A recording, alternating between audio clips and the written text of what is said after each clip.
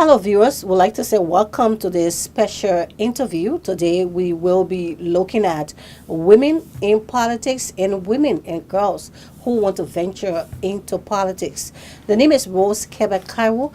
I'm your host today. I'm being fortunate to have with me Miss Fasia Harris. She's the executive director of the Paramount Young Women Initiative here in Liberia. And we'd like to say welcome, Fasia. Thank you, Rose. Okay, just before we start, just tell her a bit about yourself. Who is Fasia and what does she do for a living? Fasia Harris is the name, and I'm the executive coordinator of the Paramount Young Women Initiative. This is a young women's focused organization that's been established since 2005. Basically, we work with girls on leadership issue. We do advocacy.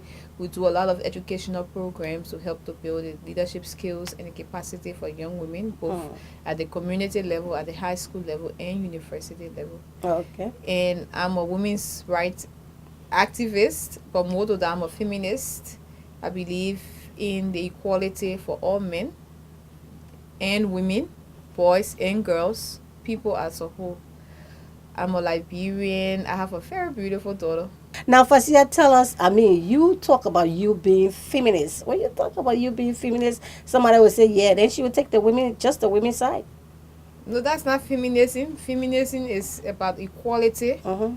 and equality for all men. We believe that people must be treated equally, respected, despite of their race, their gender, their sex, their religion, and whatever.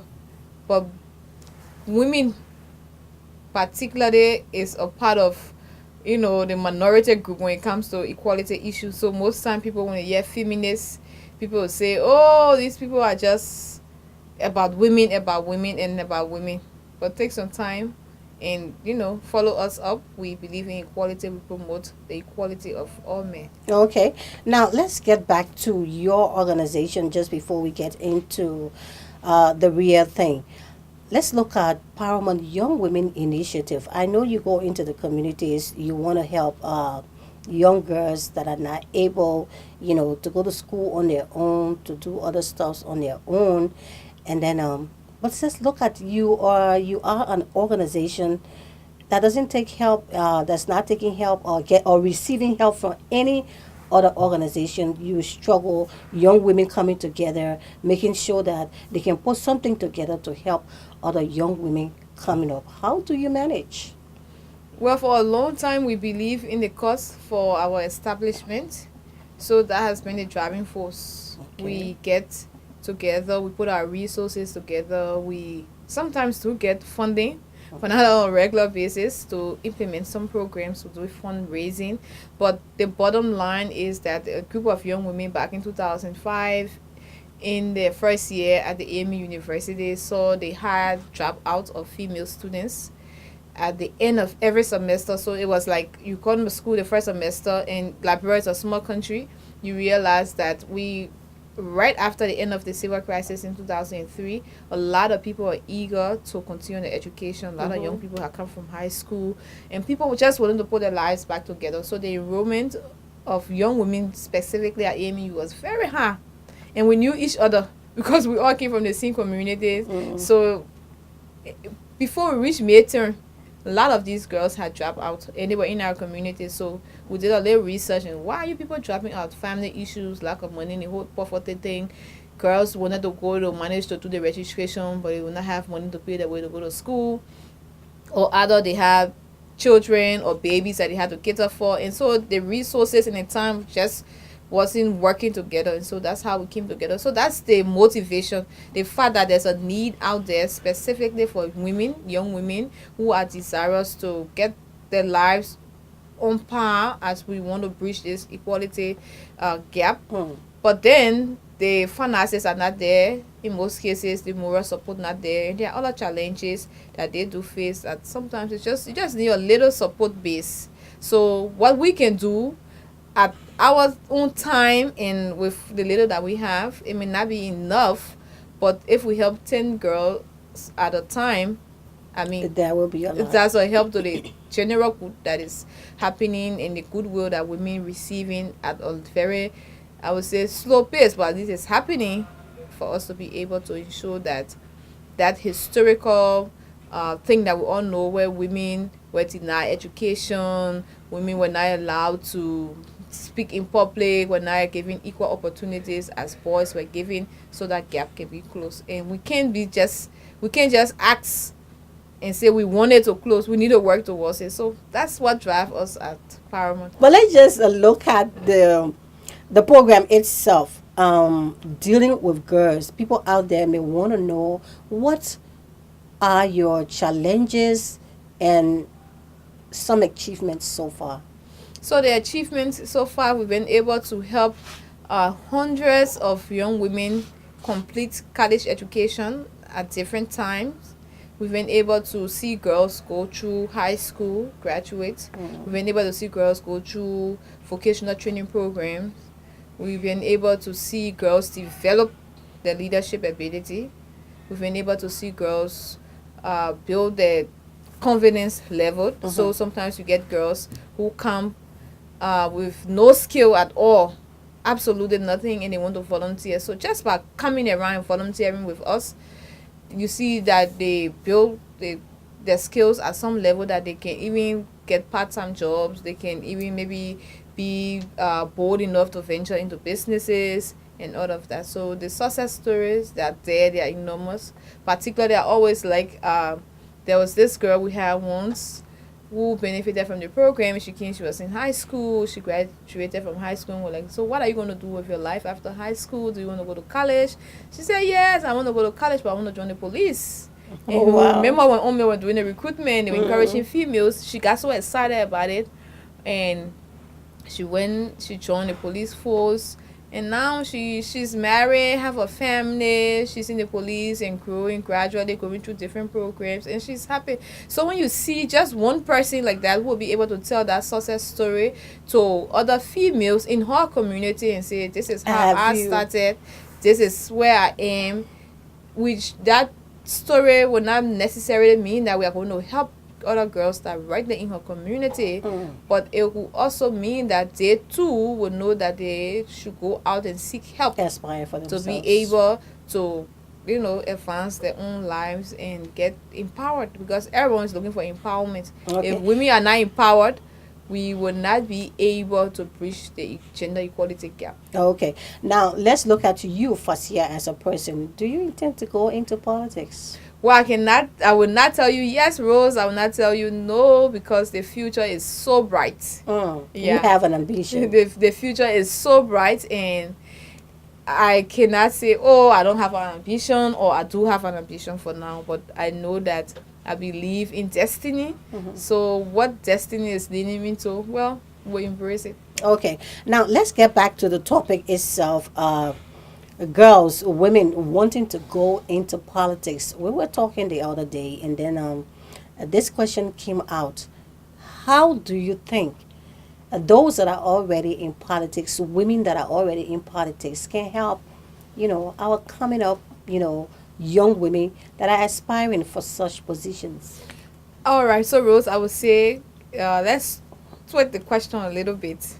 How can Liberia really embrace both men and women to be able to aspire for political office? Well, the men are already there, and you know that. So then what can we do as a people to ensure that we do not have the political space occupied majority by men? Women first. What can we do? Not women first. So you're already saying that, or women that are in politics should ensure that other women get there, but we forget to know that being in a political office is very challenging. So when the few women are there, when will they even manage to fight through the challenges of being in a male-dominated system before you start to focus on getting more women? So the thing about having more women in politics is for our society to say that we tire of of male-dominated political system, and we want for women and men to equally aspire, giving full opportunities at all levels to be able to aspire freely for political office. So if the society is ready for that, if we start to have that conversation at the community level, we've got a community voting for the representatives. We begin to have that conversation at our homes, in our homes, and tell our children and tell people who are voting that, be able to vote men and women freely. Then we'll begin a conversation, and for us to be able to tell our children that, okay, politics is not just a male thing. Women can be good politicians, men can be And we good do have politicians. good women politicians in this Men can be country too. bad politicians, Like and the women president herself. can be bad politicians. So if we build a society like that where we embrace it and not just say, okay, well, the constitution does not prevent, but we can the constitution does not say that women cannot aspire for political office. It does not limit women in a way, but there are a lot of other cycles around that need to be broken. Okay. Apart from the women, they themselves taking the initiative, what do you think can be done to encourage those young women that wants to aspire? One young woman who wants to aspire for political office, I will say that they be groomed in a way to understand firstly that this is not a male's thing. Sure. Politics is not for men. Politics, I mean, for both For men men and and women. women. That's the first thing that we need to do. So get engaged. Start to know what you want. Do you want to be a representative someday? Will you want to be a superintendent someday? Start to go after it. Start to study. Start to understand the system. Start to prepare yourself for it. And get engaged. Are you and do preparing not yourself? be deterred by the fact that people say it's not. They think that now we're more thing. What politics? The Liberian way we say, what that thing? That's not the people think. Do not subscribe to those kinds of naysayings that will come your way. So aspire for it. So girls who will be watching me and young women who want to aspire for political office, I would say that we should invest in them. We should invest in women, because if we do invest in them, definitely so we'll be investing in our development. We have a problem now. People are saying that because we have a woman president, and then for the past years there have been some, challenges, and the lack of, when it comes to the economy, trading down. And people are not thinking that, especially the men, they are saying that a woman cannot get back in a seat right now. Yeah, How I don't do know. we go forward? I don't know if they are calling. They'll be able to say when judgment day will be. Because if the men will be able to say that on this day and time we'll have judgment day, like we all know that, or believe somehow that this world is going to come to an end, then the men can actually say to that, and then I will have a second thought. But I don't give credence to that. What men will say, that is just, people are not, still men, especially even some women, are still not comfortable with having conversations about women empowerment, women's rights, women's political participation. So when they do have the opportunity to speak, or situation present itself for them to show, the real self and what's really in their heart about this whole thing about women's political participation, leadership, and empowerment, then they really, say the whole made up and the whole how they've been socialized. So the thing is, people have to be de-socialized, if that's the word, because the socialization of our society has made men to believe that women are not as competent as they are or can be.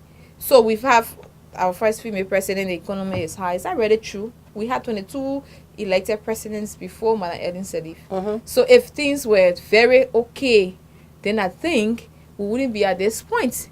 We will not have the story of the civil unrest. You already know the story, how Liberia was dragged down, conflict, a bitter past that we don't want to go to. So if people now will start to say that women will not no woman will expire or will ever become president of Liberia again, then I see those people as wanting to take us back to our conflict days. Okay. Because there's nothing to compare a woman's leadership with.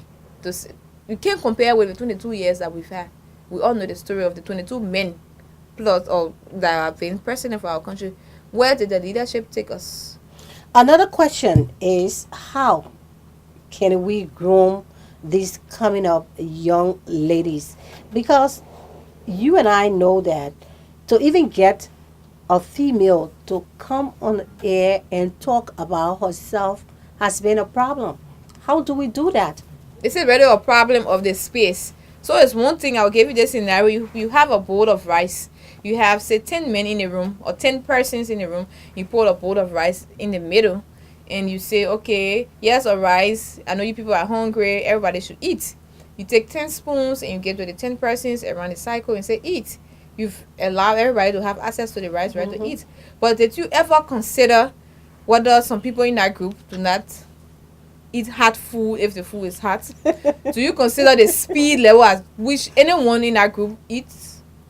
Whether or someone is, shy to eat in front of other people, they prefer eating alone. But then you said the food is hot. But So, if you're not saying anything at all, it becomes a problem. So that's the thing. So you just say, okay, equal the fee is open. Women and men come and participate. But have we considered the special needs of women and men, knowing fully well that it was just in 1948 when women were allowed to vote? So if women weren't allowed to vote, you think they were allowed to be voted for before that time? Or even women themselves really thought about politics the way the men have been running it? It was just 1948. The men are saying that we love to be spoon-fed. It was 1948. How many female presidents we had since 1948? During elections period, right? Election is the rainy season. Schools are closed. Children are going to be home. And when these kids are home, it's the worry of the mothers to ensure that they are safe at home. So even if you go to work, even you, Rose, you have your kids at home. Right now, it's your worry. So you're doing your job, and then you're doing another job by keeping an eye at home. So the children are home. While parents during the season, while the children are home is when we do elections, during the rainy season, when things are stuck, when we have to walk distances to go. So all of these challenges, do we really consider them and think that the elections field is really open? The example I gave you. So everybody should eat. But I will not eat to be filled if I don't feel comfortable eating with a lot of people. But you say, okay, eat. But I'm just saying, so we should still continue to look at the special needs of women, and that is something. We have special needs. If we didn't have special needs, then the world over, it's a global issue. We'll not be calling for equality. What are those special needs you're talking about? The special needs that we're talking about, women don't have access to fund access as men do. It's elections time. You know the reality, especially in Liberia. You know the realities. How women are even struggling to get elected on political parties ticket. You already know how the struggle is. How many women of all the political parties primaries that went on, how many women got elected? The struggle, the process. In these political parties, you have women wins that is represented by women. The executive committees of these political parties. How many women do you have on the executive? Why do you want to venture into a process like that? Why not? So, but you see the bottleneck. Then what are you depending on? If you don't have the money, okay, then but what then are that's you the thing depending now. on? So we should leave politics for the men because I don't have money, so I cannot participate in Prepare politics. yourself. When the time is right, you venture into the when will the process. time be right? When you are groomed. When groomed to one level. So I'm saying that there are Fully challenges. What will make you fully prepared? Money. There are challenges that are there. So if a political party will tell you that, okay, they are charging triple of what the National Elections Commission is charging for a candidate to get registered. Tell me, who are the poor people in our country? Women are the poor people. That's a reality, Rose. So if a political party will tell you bring 2,500, I'm not even thinking about campaign. To go campaign, and we all know money. Our politics is tribal, it's money. Who gave them more gifts? And I mean, that's the hard fight. But right now, I don't think people are looking like that. That's what you will say. But yet, and say you said you're a campaign team. Even to put your campaign team together, to have people who will do messaging for you, it's not free. Even to appear on radio stations, it's not free. So we'll get more airtime on radio stations, except where you're running a free radio program. You say this is free. When we come and we will not even trust that it's free because they know it has not been free. I'm not talking to you for money right now, Fasia. I'm saying women who are aspiring for political office, I'm not. Right? So right now, I was reading the newspaper, we have 130 women so far, that we know of that are going to be, engaged in the electoral process as candidates. So let's open our ears. Let's talk to these women. You and I have media background. I do a lot of work around elections. community, civil and voters education, all of that, will be engaging these women. So we would, and let's document the process they went through, so that next elections we can be able to look at institutions that are investing or are interested in women's political participation to say, hey, these are the challenges that women have.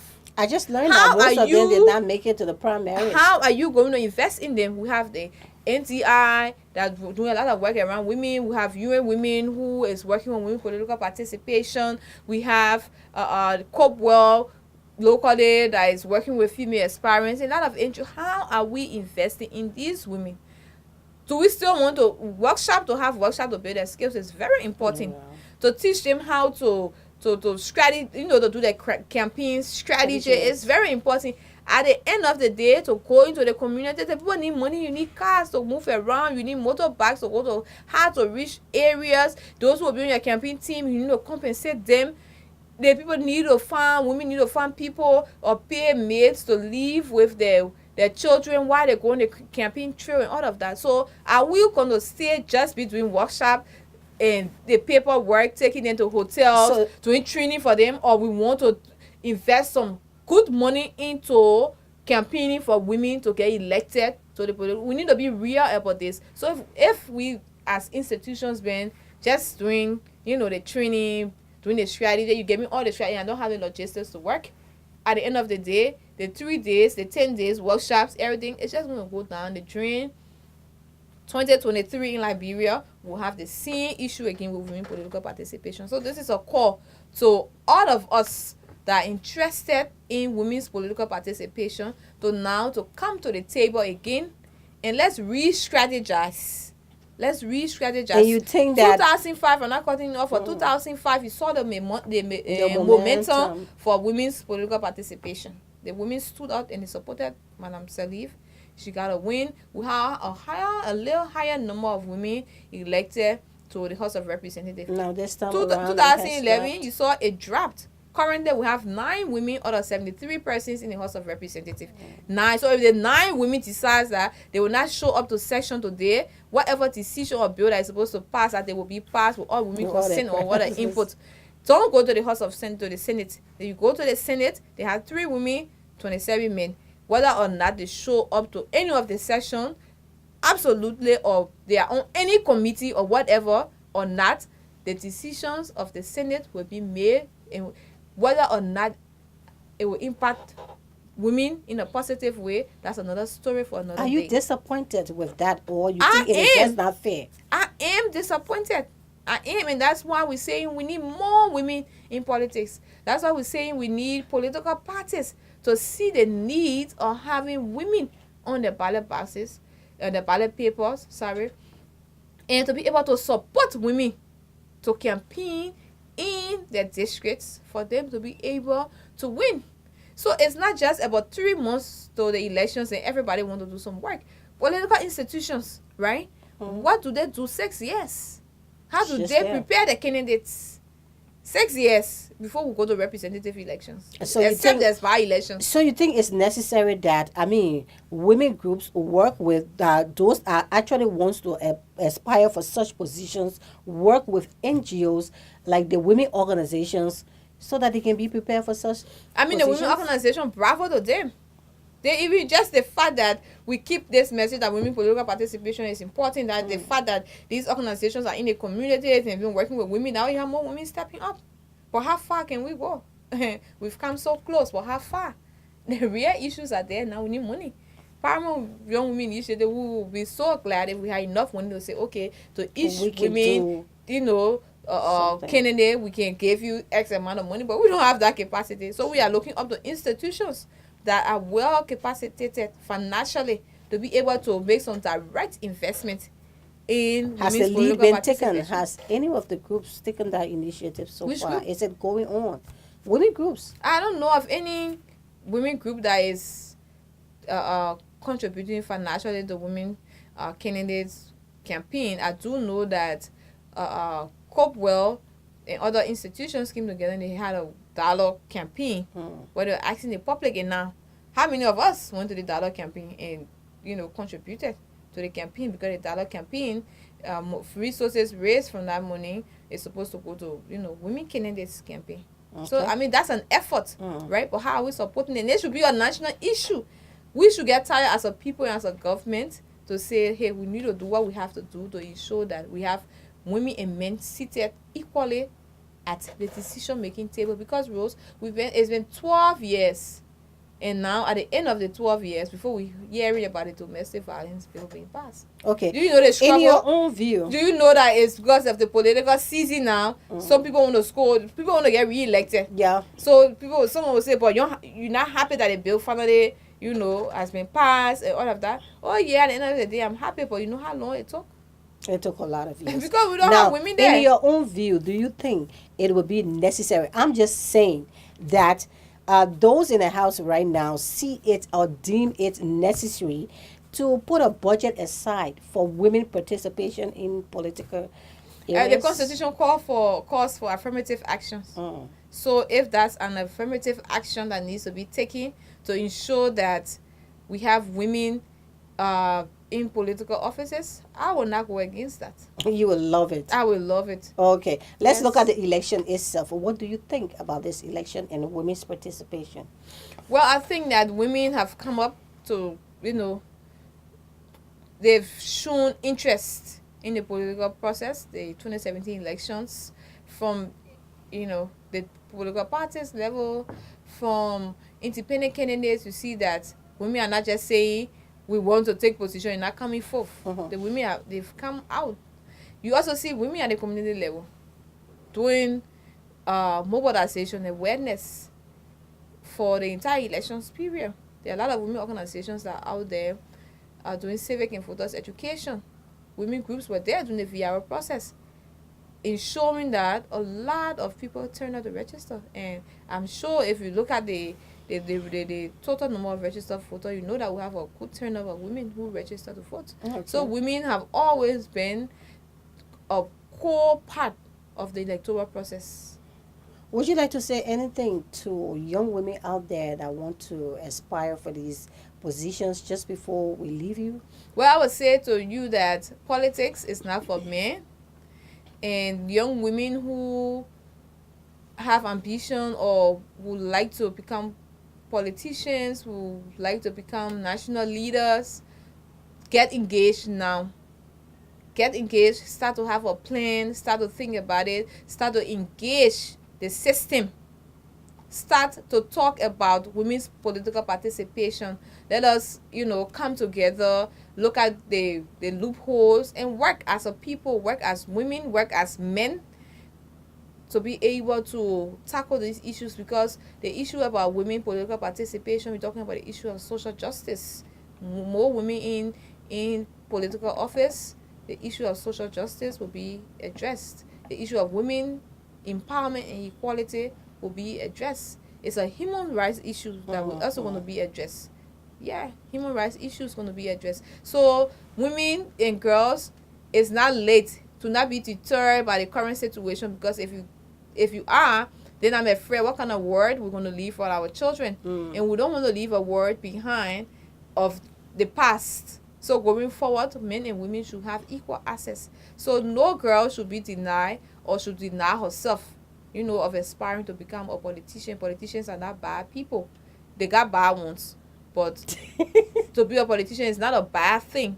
And we need more women, because when more women are elected into public office, it's for the good of the family, it's for the good of the society. It promotes development and gender equality. I will always say to you, Rose, is good for everybody. Okay. Everybody benefits. Okay, thank you so much, Fasia. And we leave it as that today. And she has been Fasia Harris, our guest discussing here today, discussing young women who wants to go to venture into politics. And she said it all. I mean, you can sit there and say, I want to do something. And if you don't aspire for it, trust me, if you don't push yourself, who will push you? I know there are so many difficulties women encounter on a daily basis. But you have to be strong. As she said, you have to put yourself into it. You have to make sure that you get to every loopholes to make sure that, your dreams are achieved. Women out there, Thank you so much, Fasia. The name is Rose Cow, and like I said, thanks for watching.